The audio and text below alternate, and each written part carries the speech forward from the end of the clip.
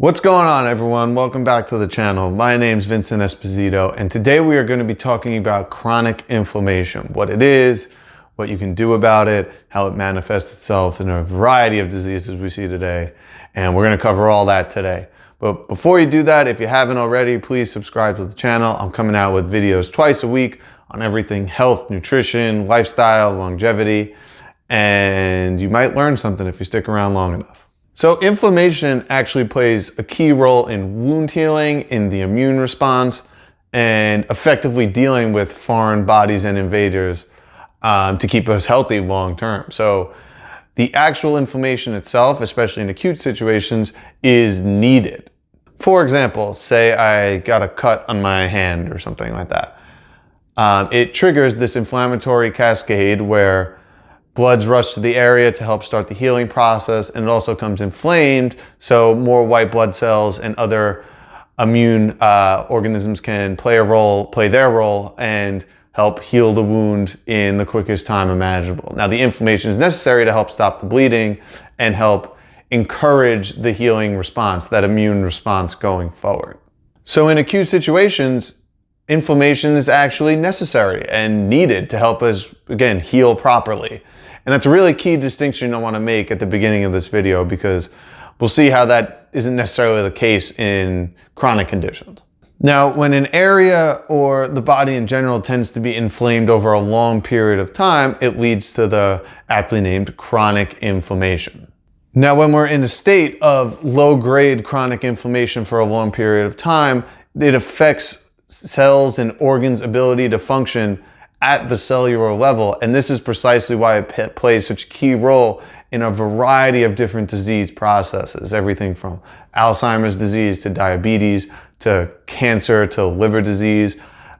It all plays a role once you're affecting cells at that cellular level, at such a microscopic level. I think this is actually the confusing part of chronic inflammation, and why it's so misunderstood is because there are no outright symptoms associated with chronic inflammation specifically. They're all attributed to other diseases. It's very hard to pinpoint exactly what's going on. And again, this is because it's happening at such a microscopic level, at that cellular and DNA level. When those cell functions start getting altered, we might not necessarily notice it a day or two later, but you will notice it long term if you happen to be developing something like heart disease or metabolic syndrome or insulin resistance. That's when the effects of chronic inflammation start to play their role and take a toll on our overall health. So the more important question is then, how do we get rid of this chronic inflammation, and how do we allow for the inflammatory process to only respond appropriately in those acute situations and not linger around long term? And we're going to go over some of those major steps right now. So it only seems most appropriate on this channel to start with the food. So we want to cut out those inflammatory foods. We want to be cutting out things like the processed and refined carbohydrates, the candies, the sodas, the artificial sweeteners, and things of that nature. These are all highly inflammatory. GMO foods, things like GMO soy and corn and wheat, these are all going to be inflammatory and encouraging a state of chronic inflammation and really playing a negative role in our overall health. If you happen to have a food sensitivity, this would be a really good time to address that as well. And again, the main ones are usually something like gluten, dairy, GMO soy, artificial sweeteners, or processed sugars, simple carbohydrates in general, potentially some nuts, things of that nature.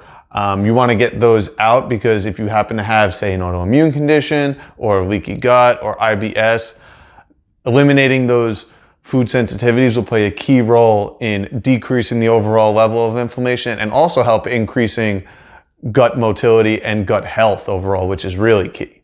Additionally, you want to make sure you're getting high quality proteins. I tend to stick more towards the plant-based approach. And I'll link my nutrition video here. Those are really some good outlines to follow a whole foods plant-based approach, which will be really key in lowering overall systemic inflammation. So use that as a guide. That'll also help you check certain proteins to eat and certain fats, because we want to lower our omega-6 fatty acid intake and increase omega-3s when possible.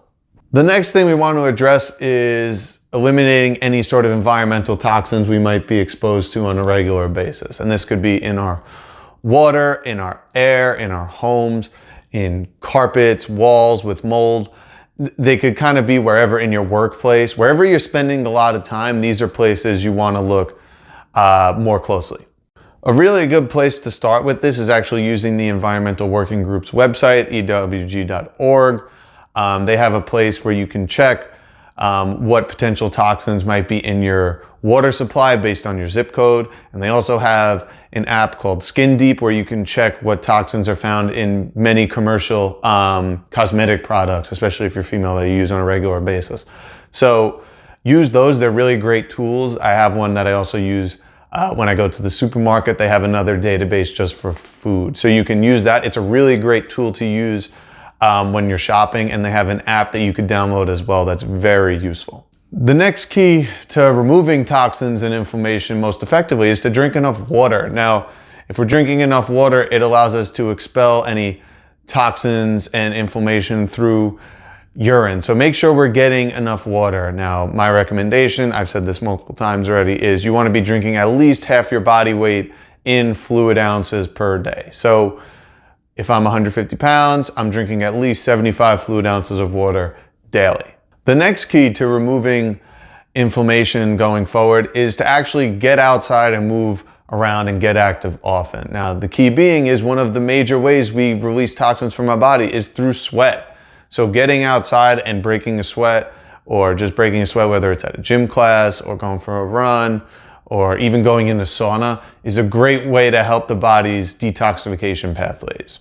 Physical activity also improves cardiovascular health, lung capacity, and general health overall. So it's really important to stay active and help, again, get rid of some of that chronic inflammation by simply moving around more often.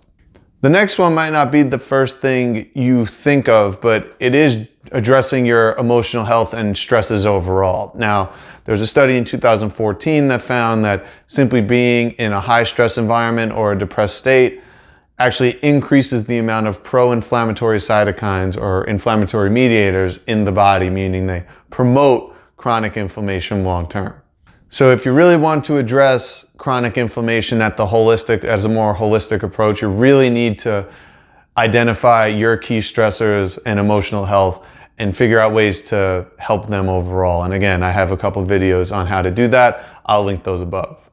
Finally, you can use targeted supplementation to help with combating chronic inflammation. Now, there's a lot of variance to this because, again, a lot of it's going to be pertaining to your biochemical individuality and understanding your health profile as a whole. So this is a little different. So I'll give a few more general guidelines that most people could help from or could benefit from.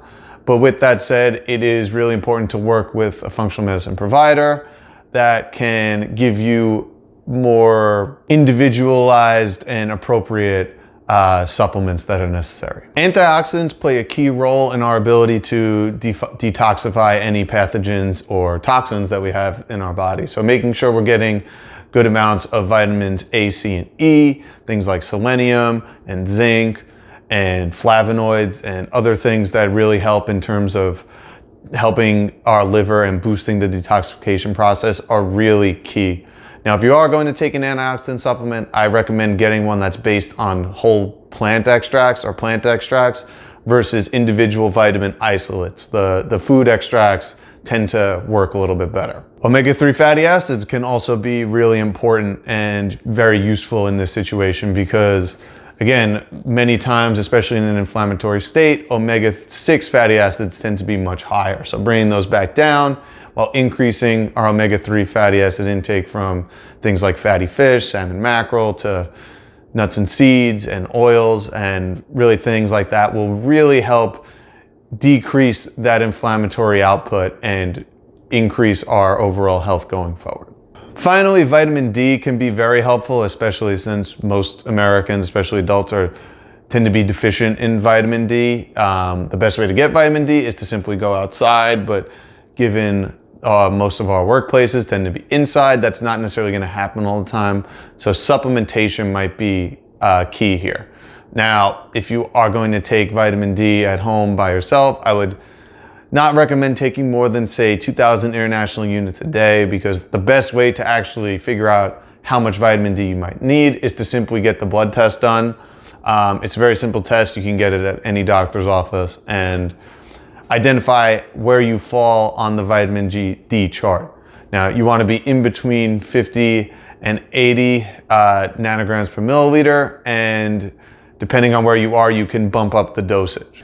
If you do have the blood work and you tend to be on the low end of that, then you can bump up your dosage and do it while it's being monitored by another doctor to make sure you don't go overboard with it, because that is possible with vitamin D, so make sure you're on top of that. Now, vitamin D is really important because it helps regulate the inflammatory response and helps improve things like autoimmune diseases, and obviously helps with the absorption of certain minerals, most famously calcium, which is really important. And that's the game plan, guys, for addressing chronic inflammation. Now, as you can see, it's a multi-step approach, a multifactorial approach. There isn't one way to do it. It's really addressing a bunch of different aspects of your life and kind of improving them over time. Now, all this isn't going to happen overnight. Again, we want to build habits that are sustainable long-term. So pick maybe one or two of these you might like and enjoy, and start by making changes to those, and you'll improve over time. But until next time, thanks for tuning in. Please like and subscribe if you haven't already. Again, coming out with videos twice a week on everything health, nutrition, lifestyle, longevity. And feel free to leave a comment below if I left something out, if there's something you've done that you want to share with me. I'd be happy to read it and comment when I can get to it. And until then, take care, guys.